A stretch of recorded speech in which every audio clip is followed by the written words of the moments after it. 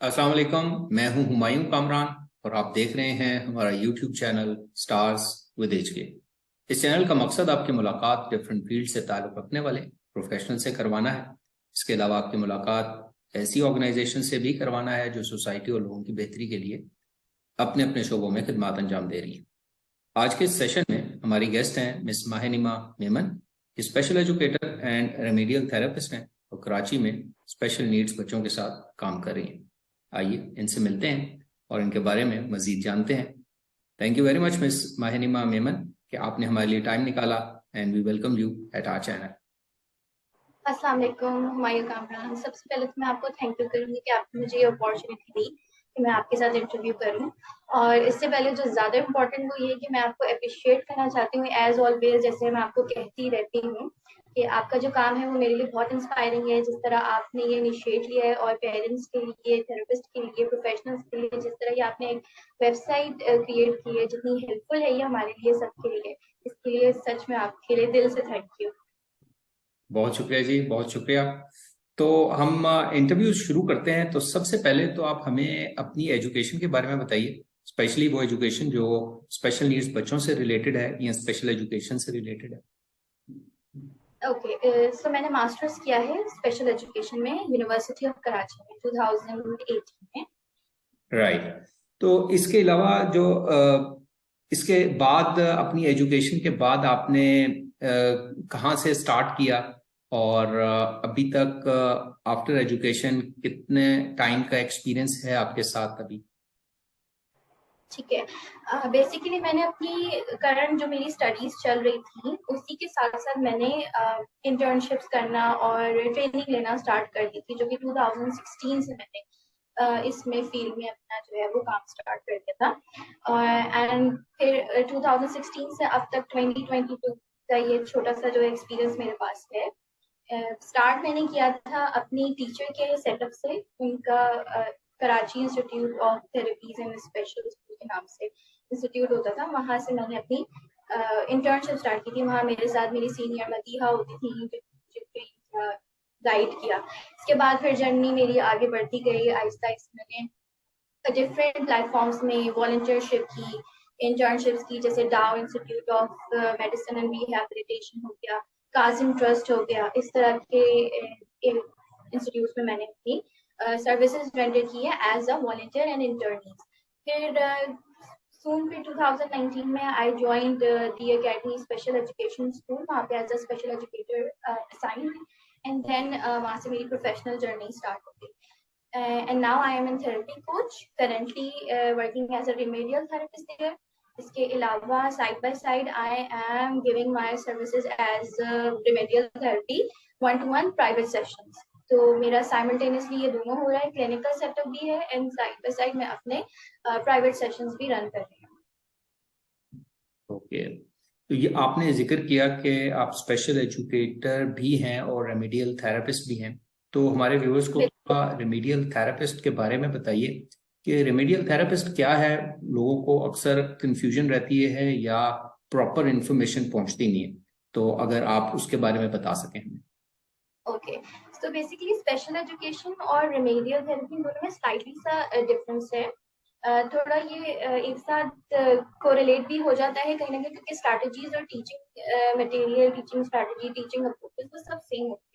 बस डिफरेंस आता है कि स्पेशल एजुकेशन प्योरली बेस्ड होता है स्पेशल नीड्स स्टूडेंट्स के साथ, जिन्हें एडिशनल नीड्स की रिक्वायरमेंट होती है। बट जो रेमेडियल थेरेपी होती है वो विद और विदाउट स्पेशल नीड्स के साथ, दोनों के साथ काम किया जा सकता है। उनके लिए प्लान और वर्कआउट उसी के अकॉर्डिंग हो सकते हैं। फॉर एग्जाम्पल, अगर आपके पास एक स्टूडेंट आता है जिसकी लर्निंग हर लिहाज से ठीक है, but he is facing some difficulty in maths, तो उसका एक एरिया है, स्पेसिफिक एरिया जिसमें उसको प्रॉब्लम आ रही है या कुछ लैकिंग है, जहाँ पे उसको उससे नीड है एक्स्ट्रा अटेंशन की, पर्सनलाइज अटेंशन की, इंडिविजुअलाइज अटेंशन की। तो फिर वहां पर हम रेमेडियल थेरेपी का जो फॉर्मेट है वो अप्लाई करते हैं और उस तरह उन्हीं के अप्रोचेस के साथ फिर काम करते हैं।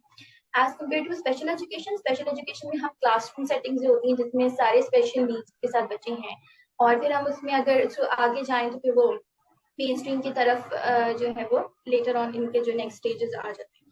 तो ये माइन्यूट से डिफरेंस है इन दोनों में। राइट। अच्छा, अगर पेरेंट्स आपसे, एक तो आपने बता दिया कि आप थेरेपी कोच में इस वक्त काम कर रही हैं और प्राइवेट सेटअप भी चला रही हैं 1-to-1 सेशंस का, तो अगर प्राइवेटली कोई आपको अप्रोच करना चाहे तो कैसे आपसे कांटेक्ट कर सकता है विजिट के लिए, या कैसे आपसे कांटेक्ट करने के लिए उसे क्या करना पड़ेगा?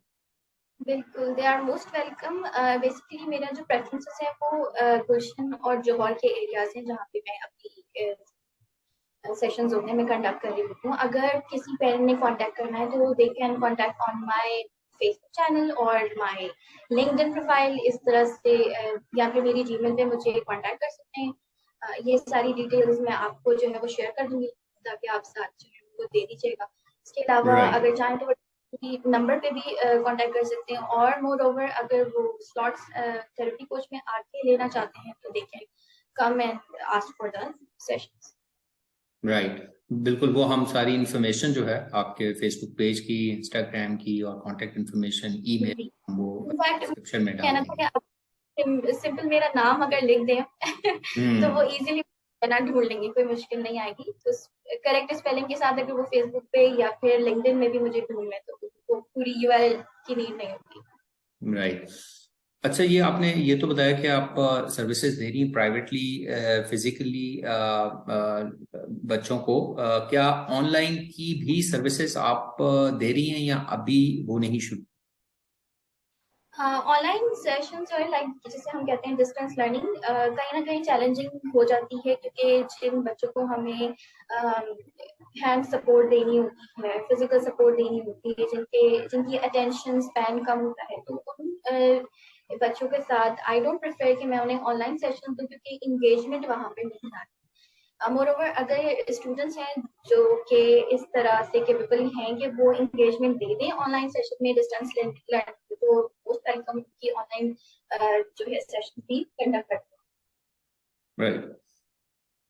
आप मैं ये पूछना चाहूंगा कि कौन कौन से चैलेंजेस वाले बच्चों को आप डील कर रही हैं और किस एज ग्रुप के साथ आप अभी प्रेफर करते हैं काम करना? ओके, सो जैसे मैंने आपको बताया था आई स्टार्टेड वर्किंग सिंस 2016। सो वहां से लेके अब तक जिन कंडीशंस के साथ, जिन डिसऑर्डर्स के साथ मैंने काम किया है और मैं काम कर रही हूँ, उनमें न्यूरो डेवलपमेंटल डिसऑर्डर्स हैं बेसिकली, जैसे autism spectrum disorder, attention deficit hyper active disorder, attention deficit disorders हो गए, कोमोबिडिटीज के साथ जैसे आ गया अगर किसी की लर्निंग इश्यूज है, लर्निंग डिफिकल्टीज है, लर्निंग डिलेड इश्यूज है, डाउन सिंड्रोम्स है, ऑपोजिशनल डेफिएंट डिसऑर्डर्स है, कुछ सेंसरी इश्यूज के साथ भी बच्चे आते हैं, सेंसरी प्रोसेसिंग इश्यूज।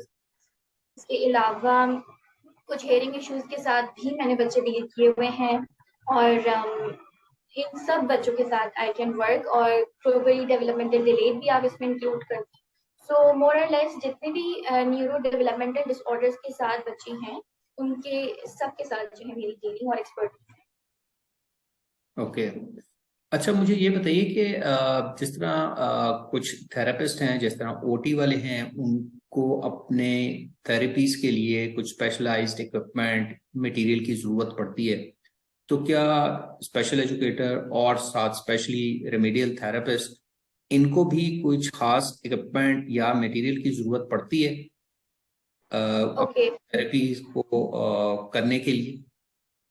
जी, देखिए एक बात इम्पोर्टेंट ये है कि हमारी जो फ़ील्ड है वो इंटरलिंक्ड है सारी फ़ील्ड के साथ।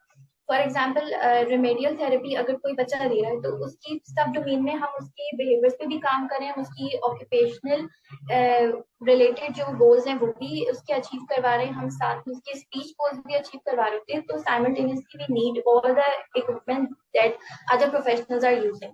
सो अगर मैं इन शॉर्ट अगर समराइज कर दूं तो रेमेडियल थेरेपी में आप एकेडमिक्स रिलेटेड हमें जो रिक्वायरमेंट है, फॉर एग्जांपल हम अगर पेंसिल होल्डिंग करवाना चाह रहे हैं तो पेंसिल होल्डिंग कराने के लिए जो उसके प्री रिक्विजिट्स होते हैं, हमें उनकी उन टूल्स और मटेरियल की रिक्वायरमेंट होती है, जैसे फाइन मोटर्स रिलेटेड जितने भी इक्विपमेंट्स हैं उसमें हम अगर छोटे छोटे नाम ले लें तो थेरेपी हो गई, हमने बीड्स ले लिए, काउंट इन कर दिए, उससे आउट करवा दी, लाइक जो भी रिलेटेड टू फाइन मोटर्स हैं।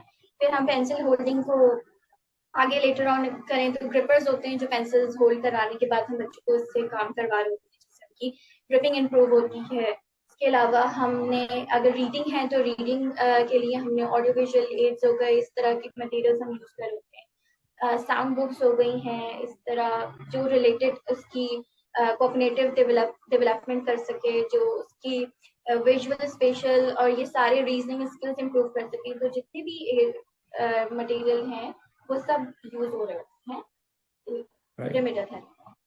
ओके। अच्छा, मैंने ये देखा है कि इस फील्ड में खासतौर पे जो प्रोफेशनल्स को अपनी एजुकेशन या ट्रेनिंग अपडेट्स रेगुलरली करनी पड़ती हैं, क्योंकि नई रिसर्चेस और टेक्निक्स मार्केट में आती रहती हैं। तो उसके लिए अदर देन जो उसकी क्वालिफिकेशन है प्रोफेशनल की, उसके बाद भी ज़रूरत पड़ती रहती है कि रेगुलरली अपडेट कर सकें। तो आप भी उस पे तवज्जो देती हैं और अपनी जो रेगुलर अपडेट है एजुकेशन की, ट्रेनिंग की, उसके ऊपर भी फोकस करते हैं। एग्जैक्टली ये बहुत इंपॉर्टेंट होता है, क्योंकि जो फील्ड जिसमें हम काम कर रहे हैं ये ऑनगोइंग प्रोसेस है। इसमें आज रिसर्च आई है, अगले दिन कोई और रिसर्च उस पर जो है ना हुई भी होती है।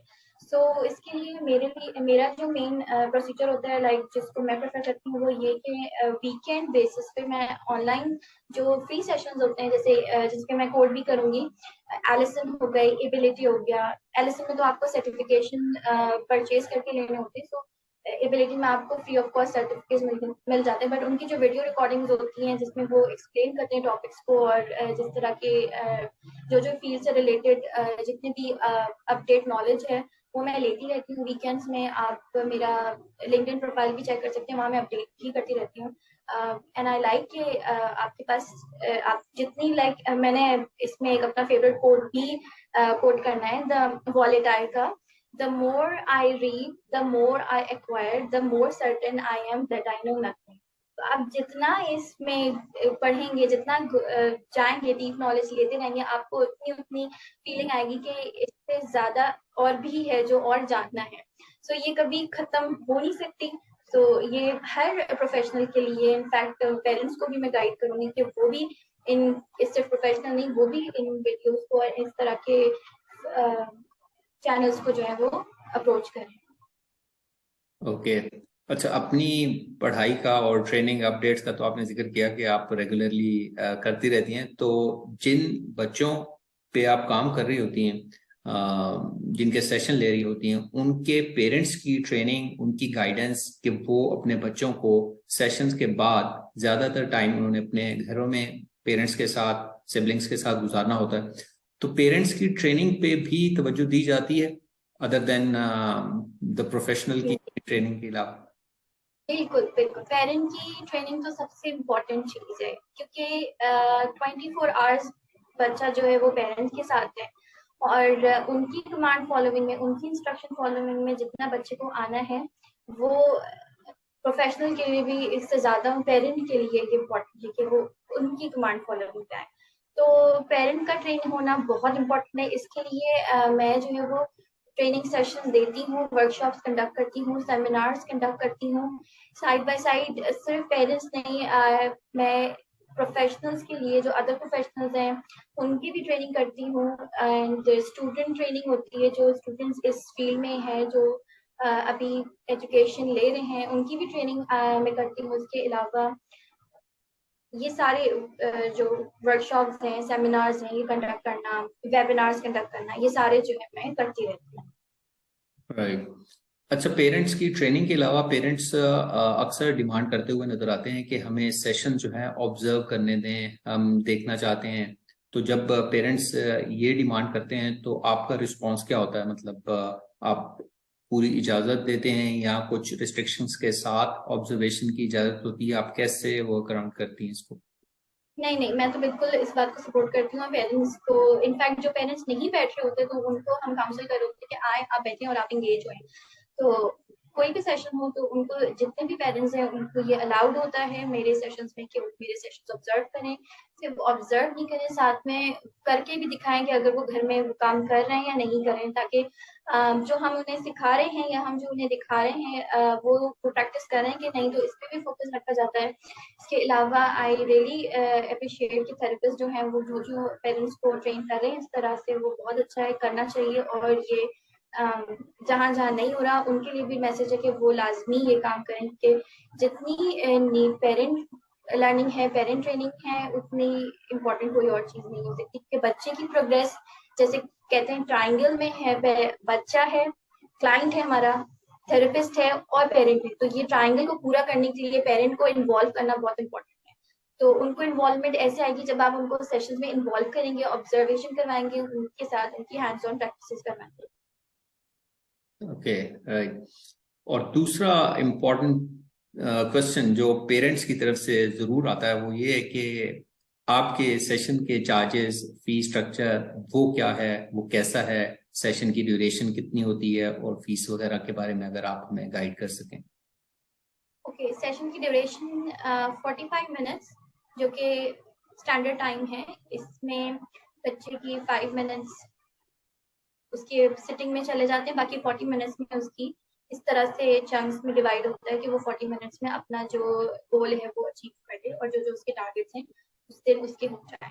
एंड प्रेफर रेमेडियल थेरेपी के लिए मैं 5 डेज रिकमेंड करती हूँ सबको कि वो 5 डेज लें, नहीं तो 4 डेज की प्लान लिया करें, क्योंकि रेमेडियल थेरेपी आप देख सकते हैं कि वो एकेडमिक्स है और एकेडमिक्स में उनको जितनी अटेंशन और जितनी एंगेजमेंट की ज़रूरत होती है उसके लिए अगर वो डेली प्रैक्टिस में रहें तो वो बहुत अच्छा होता है। सो 45 मिनट 5 डेज अ वीक, नहीं तो फिर वो 3 डेज और 4 डेज में भी आ सकते हैं। इसके अलावा फीस की बात जहाँ तक है वो मैं पेरेंट के म्यूचुअल अंडरस्टैंडिंग के से जो है वो डिसाइड करती हूँ। जितनी पेरेंट अफोर्ड कर सकते हैं, जो मेरे लिए मेरे चार्जेस जिसमें उसमें हो सकते हैं, मैनेज हो सकते हैं, तो वो म्यूचुअल अंडरस्टैंडिंग के साथ हो जाती है। और ज़्यादा अगर अगर देखें तो मोस्टली जहाँ तक मैं अभी सेशंस कंडक्ट कर रही हूँ, जितनी मैं सर्विसेज दी उसमें पर सेशन कोई 800 भी है, कोई 1000 भी है, कोई 1200 की, कोई 1500 भी है। तो ये डिपेंड करता है कि कितना चाइल्ड की नीड है, लर्नर का कितनी number of days of session है, कितनी फ्रिक्वेंसी है, कितनी टाइम डिस्ट्रीब्यूशन उसे देनी है, उसी के अकॉर्डिंग ये पैकेज डिसाइड। राइट, लेकिन काफी आइडिया आपने दे दिया पेरेंट्स को कि वो उनको कुछ आइडिया जरूर हो गया इस बात से। अच्छा, जी पेरेंट्स भी हमसे कहते हैं कि पूछिएगा हर प्रोफेशनल से, और हम पूछते हैं कि जब पेरेंट्स किसी प्रोफेशनल की सर्विसेज लेना चाहते हो, ढूंढ रहे हो अपने बच्चे के लिए किसी भी प्रोफेशनल को, चाहे वो ओटी हो, चाहे वो बिहेवियर थेरापिस्ट हो, चाहे रेमेडियल थेरापिस्ट हो, तो उनको कौन से पॉइंट्स अपने जहन में रखने चाहिए जिसकी बेस पे वो कोई अच्छा प्रोफेशनल अपने बच्चे के लिए ढूंढ सकते हैं। इम्पोर्टेंट पेरेंट्स के लिए ये होता है कि वो डॉक्यूमेंटेशन की जो है वो वेरिफिकेशन करवाएं।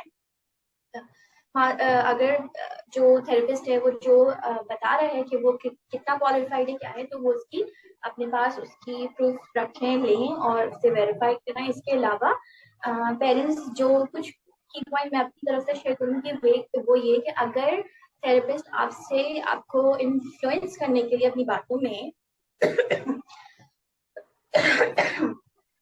सिर्फ हैवी जॉर्डन्स यूज कर रहा है, सिर्फ बातें कर रहा है और काम नहीं कर रहा। काम अच्छा, आपको कैसे पता चलेगा कि थेरेपिस्ट काम नहीं कर रहा? वो ये कि जब पेरेंट्स को मैं ये सजेस्ट करूंगी कि पेरेंट्स डिमांड करें कि आप जो भी सेशंस ले रहे हैं उसकी रिकॉर्ड कीपिंग कर रहे हैं, उसकी ग्राफ कीपिंग कर रहे हैं, आप मुझे इसका फॉर्मेटिव असेसमेंट दे रहे हैं, प्रोवाइड कर रहे हैं कि नहीं, आप किस प्लान के अकॉर्डिंग काम करें, कौन सी अप्रोचेज हैं। अब ये चीजें जो है ना खड़े खड़े बातों बातों में बैठे इस तरह से बोल दी जाती है, अभी कोई बात याद आई वो बोल, बट जब वो डॉक्यूमेंटेड होती है, उसमें प्रिंट फॉर्मेट में होती है, वो पेरेंट्स के पास भी होती है, उसकी रिकॉर्ड कीपिंग हो रही होती है, उसकी फॉर्मेटिव असेसमेंट, इवैल्यूएशन, ये सब हो रही होती है, तो प्रोग्रेस मॉनिटर करना ईजी होता है। सो पेरेंट्स के लिए ये कि जब सिर्फ थेरेपिस्ट की जॉर्डन्स में उनकी हैवी इंफॉर्मेशन में ना जाए, उनसे आप डिमांड करें कि आपने मुझे प्रोवाइड करनी है इसकी असेसमेंट टूल दिखाएं, आप जैसे मैंने आपको एक्सप्लेन किया कि ये सारी चीजें आप डिमांड करें, और फिर ही आपको अंडरस्टैंडिंग होगी कि थेरेपिस्ट की प्रोग्रेस कहाँ तक पहुंची है। और विद इन 3 मंथ्स आप ये डिसाइड कर लेते हैं कि थेरेपिस्ट जो है वो मेरे बच्चे के लिए है अच्छा या नहीं है। अच्छा, आपके ख्याल में फ्यूचर में इस फील्ड की बेहतरी के लिए कौन से ऐसे काम हैं जो कि हमें करने की जरूरत है? सबसे इम्पोर्टेंट डॉक्यूमेंटेशन वर्क की रिक्वायरमेंट है और रिकॉर्ड कीपिंग की। यहाँ मैंने जितने भी काम किया है अब तक, मैंने जो ऑब्जर्व किया है वो ये कि हम काम कर रहे हैं बट हम उसे प्रॉपरली डॉक्यूमेंट नहीं कर रहे। तो ये चीज़ रिक्वायर्ड है। एंड इसके अलावा स्टूडेंट प्रोग्रेस, स्टूडेंट इवेलुएशन, और इन पे आपने किस तरह गोल्स बनाने हैं, गोल्स किस तरह अचीव करने हैं, उस थोड़ी ट्रेनिंग होनी चाहिए। हमें इस पे ज़्यादा काम करना चाहिए कि हम जो गोल बच्चे की पे कर रहे हैं, जो गोल इस पे रख रहे हैं, कि क्या वो एज अप्रोप्रिएट है, बच्चे की कैपेसिटी, उसकी मेंटल लेवल, इन सब के अकॉर्डिंग बेस्ड है कि नहीं है। हम ज़्यादातर जो ऑब्जर्व मैंने ये किया है कि गोल्स जो होते हैं वो इररेलेवेंट गोल्स पे काम किया जा रहा होता है, और जो रिक्वायर्ड गोल्स होते हैं वो अचीव नहीं होते हैं, उस पर काम नहीं जा रहा होता, क्या वो टारगेटेड इतने ज़्यादा नहीं है, उस पर एफर्ट दी जा रही है। सो ये कुछ हैं पॉइंट्स जिसमें इम्प्रूवमेंट लानी है, और इंशाल्लाह इसमें ज़रूर आएगी। हम इस पे काम कर रहे हैं। और ओके। अच्छा, एक चीज जो मैं पूछना चाहूंगा वो ये है कि हमारे पाकिस्तान में अभी भी बहुत सी जगहों पे ऐसे फ्रेजेस या टर्म्स यूज होती हैं, जैसे एबनॉर्मल बच्चे, नॉर्मल बच्चे। अब बहुत सी जगहों पे भी, ये पाकिस्तान में भी बहुत सी जगहों पे ये काम शुरू हो गया है कि कुछ ऐसी टर्म्स यूज कर रहे हैं हम लोग, typically developing, non typically developing, neuro divergent and so on. तो आपके ख्याल जी, में इन टर्म्स को यूज करने से फर्क पड़ता है लोगों को? अच्छा, देखिए, टर्म्स से फ़र्क पड़ता है पेरेंट्स के अपने इमोशंस पे, ठीक है?